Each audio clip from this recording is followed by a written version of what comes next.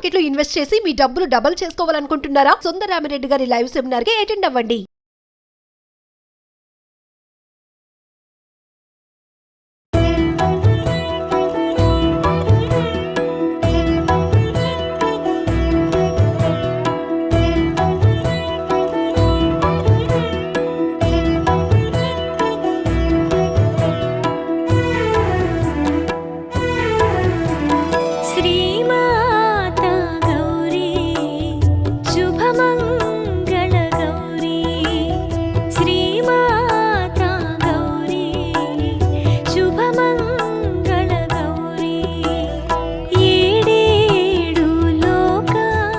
నమస్తే రమ్మగారు. నమస్తే జయ. రమ్మగారు, మనము దసరా శరన్నవరాత్రులు చేస్తూ ఉన్నాము. 5వ రోజులో ఉన్నాం. ఈ రోజు యొక్క విశిష్టత 5వ రోజులోకి వచ్చేసాం. ఈసారి కొంచెం తిథులు పెరిగినాయి కదా, అందువల్ల ఇవాళ ఈ 5వ రోజున మన శ్రీశైలంలో నవదుర్గా స్వరూపాలలో ఒకటైనటువంటి స్కందమాతని వెలయిస్తారు. స్కందమాత అంటే కుమారుణ్ణి ఎత్తుకుని కూర్చుని ఉన్నటువంటి అమ్మవారు. పార్వతీదేవి చేతిలో స్కందుడు కుమారుడుగా కనపడతాడు. ఈ స్వరూపంలో ఉన్న అమ్మని అర్చిస్తే సంతానం కలుగుతుంది. సంతానానికి పిల్లలకి కొంతమందికి బాలారిష్టాలు కనపడతాయి. పిల్లలు ఊరికే పడిపోతారు, తరచూ ఏదైనా ప్రమాదాలకి గురవుతారు, ఎప్పుడు ఏదో కింకగా దుఃఖంగా ఉంటారు. అలాంటి పిల్లలతోటి ఇబ్బంది పడే తల్లులు కనుక ఈ స్కందమాతని అర్చిస్తే ఆ సమస్య తీరుతుంది. మామూలుగా మనకు సంతానం కావాలన్నా కూడా స్కందుడినే ఆశ్రయిస్తాం. అవును కదా, మన రామాయణంలో నుంచి స్కందజననం చదువుకోమని అది చెప్తారు కదా. ఈ స్కందమాత చాలా విశేషమైన స్వరూపం. అమ్మవారు చక్కగా పిల్లవాడిని ఎత్తుకుని కూర్చుని ఉంటుంది. ఆయుధాలు లేకుండా పద్మాలు పట్టుకుని ఉంటుంది. పై చేతులను పద్మాలే ఉంటాయి, పిల్లవాడిని ఎత్తుకుంటుంది. ఈ చేతిలో ఏమో అభయముద్ర విశేషంగా కనపడుతుంది. అయితే ఈ రోజున మనకి ఇంద్రకీలాద్రి మీద కనకదుర్గ అమ్మవారి దేవాలయంలో మహాలక్ష్మి స్వరూపాన్ని వేస్తారు. అయితే ఈ మహాలక్ష్మి ఈరోజు శుక్రవారం కూడా అయింది కాబట్టి విశేషంగా మనకి కనిపిస్తుంది. అమ్మవారి చూడు, లక్ష్మీదేవి అవసరం లేనిది ఏముంది, ఆమెతోటే మన ప్రపంచం అంతా. అంతే కదండి. మనకు ఆరోగ్యం కావాలి, ఐశ్వర్యం కావాలి, ధనం ధాన్యం వృద్ధి కావాలి, ఎక్కడికి వెళ్ళినా మన మాట చెల్లాలి, ఎక్కడికి వెళ్ళినా మన కథ నడుస్తూ ఉండాలి. ఆ కథ నడిపించేది లక్ష్మీదేవే. మహాలక్ష్మి పూజా విధానం శ్రావణ మాసం అంతా మనం విశేషంగా చేస్తాం. ఈ స్వరూపాలలో ఒక స్వరూపం ఖచ్చితంగా ఈ 10 రోజుల్లో ఒకటి మహాలక్ష్మి స్వరూపంగా కనిపిస్తుంది. అమ్మని కనుక ఆశ్రయిస్తే దొరకనిది ఏదీ లేదు. అన్ని రకాల ఐశ్వర్యాలు లభిస్తాయి. ధనధాన్య సమృద్ధి కలుగుతుంది, గోసంపద ఉంటే గోవృద్ధి కలుగుతుంది. ఏది ఉంటే అది వృద్ధి చెందుతుంది. ఒకవేళ ఏది లేని స్థితి కనుక ఏదైనా ఉంటే ఆ స్థితి నుంచి మార్పు వస్తుంది. కాబట్టి లక్ష్మీ పూజా విధానంగానే చేసుకుంటాం. మహాలక్ష్మి అష్టోత్తరం చేసుకోవచ్చు, ఆ తర్వాత ఏమో లక్ష్మీ అష్టకం చేసుకోవచ్చు, కనకధార స్తుతి చేసుకోవచ్చు. ఈ రోజున వచ్చేటువంటి ముత్తైదులని మనం మహాలక్ష్మి స్వరూపంగా భావించి పూజించుకోవచ్చు. అయితే అమ్మవారికి ఏం సమర్పిస్తాం? సాధారణంగానే మనం లక్ష్మీదేవికి శనగపప్పు ఇష్టం. అవును, శనగపిండితో ఏ పదార్థమైనా చేసి పెట్టచ్చు. శనగపప్పుతో చేసేటువంటి బూరెల్ని లక్ష్మీదేవికి నివేదన చేస్తారు. ఈ రోజున బూరెలే.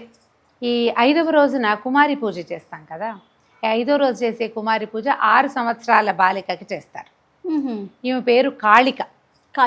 6 సంవత్సరాల బాలికని కాళికా స్వరూపంగా భావించి పూజ చేస్తే మృత్యు భయం పోతుంది.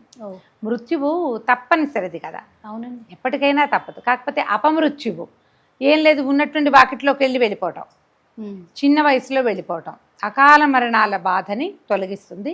6 సంవత్సరాల బాలిక కనుక మనకి లభిస్తే చక్క పాదాలకు పసుపు రాసి కొంచెం పారాయణ పెట్టి అలంకరించి అమ్మాయిని విశేషంగా ఆమెకి కావాల్సిన ఆహార పదార్థాలు తనకి నచ్చినట్టుగా, ఈ పూర్ణాలు ఈ రోజుకి పూర్ణం కాబట్టి పూర్ణాన్ని కూడా ఆమెకి నివేదన చేసి భోజనం చేసి చక్కగా వస్త్రాలు, అలంకరణ సామాగ్రి అలాంటివి ఇచ్చి పాదాలకు నమస్కారం చేసి అక్షతలు కూడా వేయించుకోవచ్చు.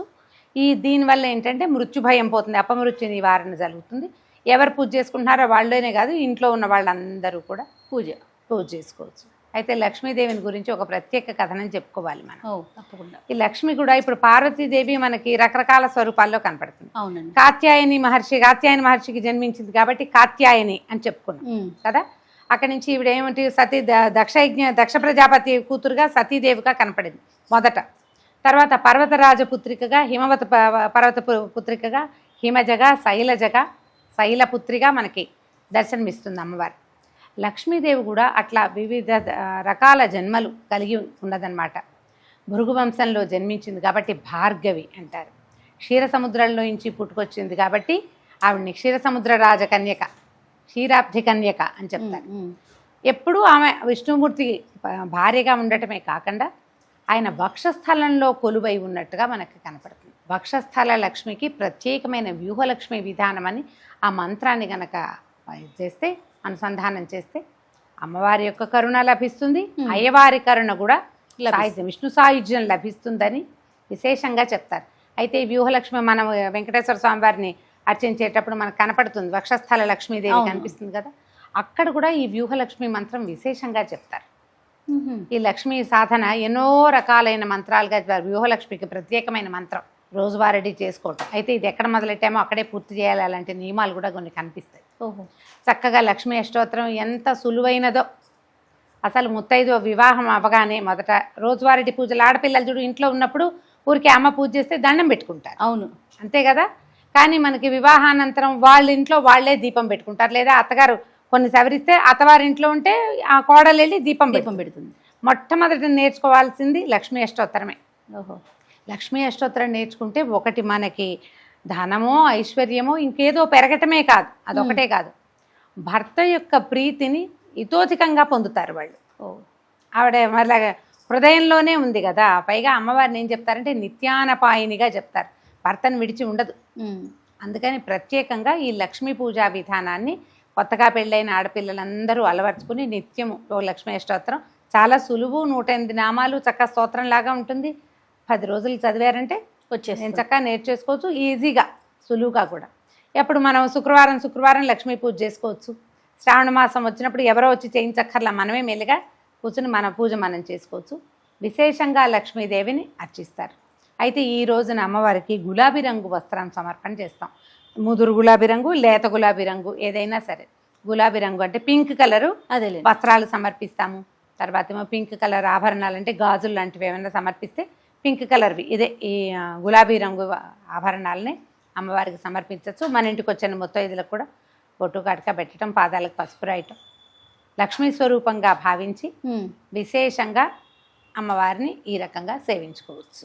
రమగారు, మరి సాధారణంగా మనం లక్ష్మీదేవికి అనగానే శుక్రవారం పూట ఉదయం పూజ చేసుకుంటూ ఉంటాం. శరన్నవరాత్రుల్లో సాయంత్రం చేస్తాం కదా, దీన్ని ఎట్లా అంటే ఉదయం సాయంత్రం 2 పూట్ల చేసుకోవటం మంచిదంటారా? ఇప్పుడు ఎప్పుడైనా శరన్నవరాత్రుల్లో 2 పూట్ల విధానం చేసే వాళ్ళు ఉంటారు. కేవలము రాత్రుళ్లే పూజించే విధానం కొన్ని ప్రాంతాల వారి ఆచారంగా కనపడుతుంది. మేము ఉదయం సాయంకాలం 2 సమయాల్లోనూ చేస్తాం. మీరు దేవాలయాల్లో గమనించండి, ఉదయం విధానం సాయంకాలము విధానం ఉంటుంది. కొన్ని చోట్ల ఏం చేస్తారు, కేవలం మధ్యాహ్నం నుంచి మొదలుపెట్టి అలంకారం చేసి సాయంకాలం సూర్యాస్తమయ వేళకి అమ్మవారి స్వరూపం చూపిస్తారు. అవును, అక్కడి నుంచి విశేషంగా మంగళ నీరాజనాలు, హారతులు ఇవ్వటము, ఆ స్వరూపాన్ని వెలయింపజేయటం అన్నీ సాయంత్రమే కనిపిస్తాయి. మన విధానాన్ని బట్టి మామూలుగా శుక్రవారం లక్ష్మీదేవి పూజ ఏమిటి, పొద్దుటి పూట చేసుకుంటాం. మళ్ళీ శుక్రవారం మనకి రాహుకాలం ఒకటి వస్తుంది. అవును, 10:30 నుంచి 12 గంటల దాకా. ఈ రాహుకాలం మొదలయ్యేసరిగా దీపం వెలిగించి రాహుకాలం అయ్యేదాకా దీపారాధన ఉంచుకుంటే విశేషంగా లక్ష్మీ పూజ కుదురుతుంది. ఇప్పుడు మన లక్ష్మీ పూజ సాయంకాలం చేసేది ఒకటి కనపడుతుంది. ఎప్పుడు చేస్తాం మనం? అమావాస్య, దీపావళి అమావాస్యకి రాత్రి పూట చేసుకుంటాం. ఈ దసరా శరన్నవరాత్రుల విశేషము రాత్రి అని చెప్పబడ్డం వల్ల సాయంకాల అర్చన, పగలు ఉపవాసం ఉండటం, ఏర్పాట్లు చేసుకోవటం, రాత్రి చేసుకోవటం ఒకటి. మనం ఇప్పుడు మన అలవాటుని బట్టి చేసుకోవచ్చు, ఉదయం అయినా సాయంకాలం అయినా. ఉదయం చేసిన అర్చనే మళ్ళీ సాయంకాలం అదే అర్చనే చేస్తాం, అదే అమ్మవారికి షోడశోపచారాలు చేస్తాము. మామూలు రోజుల్లో ఏ అమ్మవారికి ఆ అమ్మవారికి విశేషమైన ఆరాధన చేసినా కూడా శ్రీ సూక్త విధానంతో చేసే పద్ధతి ఒకటి ఉంటుంది. సులువే, కష్టమేం కాదు. అలవాటైతే వరుస వచ్చేస్తుంది, షోడశోపచారాలు ఆ వరుసగా వస్తాయి. శ్రీ సూక్త విధానంతో అమ్మవారిని అర్చించుకుంటేనే చాలా విశేషంగా చెప్పబడుతుంది. ఉదయం చేసుకున్నా సాయంకాలం చేసుకున్నా మీ వెసులుబాటును బట్టి చేసుకోండి. 2 పూట్ల చేసుకోండి, అధికస్య అధికం ఫలం.